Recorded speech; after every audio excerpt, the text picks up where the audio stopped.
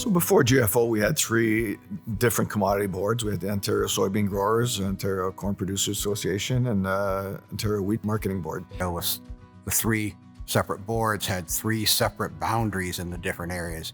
We had to think, now which one is this? Am I in this district in soybeans or that district in wheat? Pretty much all the farmers that grew all three of the crops belonged to all three of the boards. Dealt with their own individual commodity issues within the industry. So three separate board of directors, and three different, ideologies on how things were done. Well, every time we'd go back to a district meeting leading up to this, all our grassroots producers were saying, you guys get your act together and form one organization. Growers had a lot of concerns about the future, knew that we needed the strongest voice possible to talk to government about our issues and concerns. And so I think the feeling was if we put our voices together, we could come to government with one message.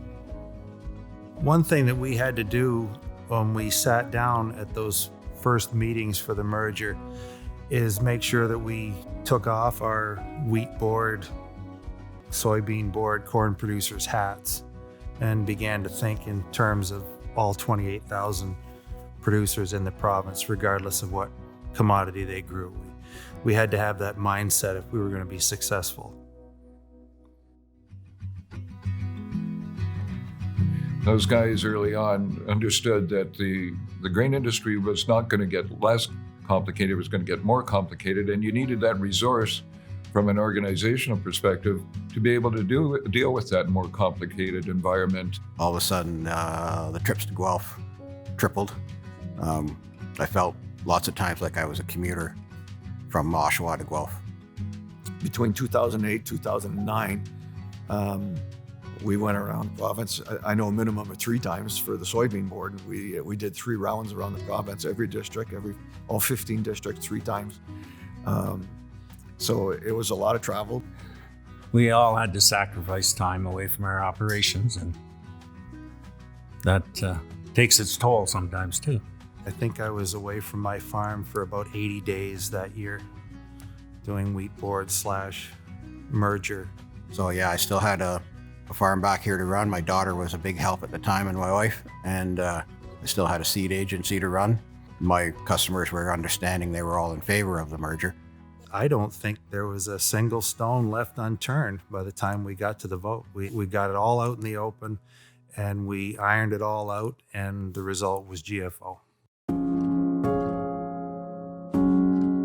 I still remember our first board meeting after we officially came GFO, and we had our election for the very first board meeting.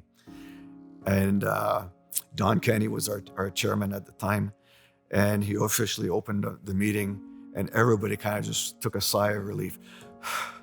Yeah, it's happening. After all this work and all this energy, here we are, our first board meeting, and it's official. Okay, for farmers, first of all, the whole political environment has changed, and also how we have to be more proactive on the environmental front. Through the discussion with the provincial government on the seed treatment issue, and then we challenged them in the courts. I had farmers phone me up and say if they needed an increase, if we needed an increase in the licensing fees to fight this fight, that they'd be okay with that. And I tell you, again, I've been involved in farm politics a long time, and I never heard that before in my career. Just the moral support from our membership, trying to get through that issue. I don't think without it, I could have represented us the way I did. We go in it to win for farmers, and I believe that some we won, some we lost. But it wasn't from the perspective that we didn't try hard. If we would be just a single organization or a small organization, we wouldn't have been able to do what we had done. We wouldn't have been able to get the backing from the membership to the actions that we had taken at the time. I'm proud that at GFO, when we really felt that we were being treated unfairly, that we stood up and said, no, this is what we need to do on behalf of our growers, and we did it. We always have the interest of our growers and our members in Ontario in mind, and we weren't afraid to do some battling on behalf of our growers.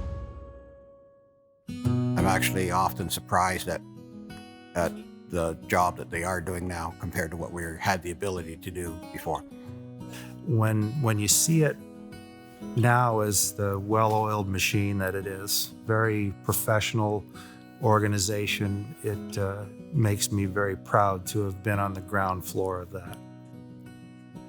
I think when you look at the amalgamation and the formation of Grain Farmers of Ontario, what it really did was create a cohesive place for farmers to kind of collect. They were there as a delegate for the Grain Farmers of Ontario. They're there as a member of the Grain Farmers of Ontario. They weren't there as a soybean grower or a corn grower or a wheat grower. They were just a grower. You know, you look at where we're at today compared to 2010 when we started. I never would have thought that we would have been this successful. Yeah, that we're known now far and wide as the organization to talk to, and the government want us at the table when they go to run anything by you or implement new programs. Just to be involved in that and say to my kids, my grandkids, and you know, I did that, or I was part of that. You know, pretty cool. It's grown from multi-organizational groups to a powerhouse that's respected around the world. Today, Grain Farmers Ontario representation can go into Asia, can go into Europe, into the US. We are recognized. The needs 10 years from now are going to be different than the needs of today. There's going to be fewer of us. We always are going to need that advocacy. I think they got to keep their ear to the ground and listen to their producers out there, and keep them in mind, because they're the ones that they're all working for. So they got to keep their ear to the ground and listen to what the grassroots producers are saying and wanting and need. And I think they'll do all right if they keep those things in mind.